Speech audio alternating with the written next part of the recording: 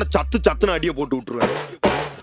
என்ன சண்டைக்கு கூட்டாமும் ஒன்னா பந்தயம் போட்டு நான் அம்பைய போல வந்தண்டி மன்னிப்பு கேட்டு அப்பையும்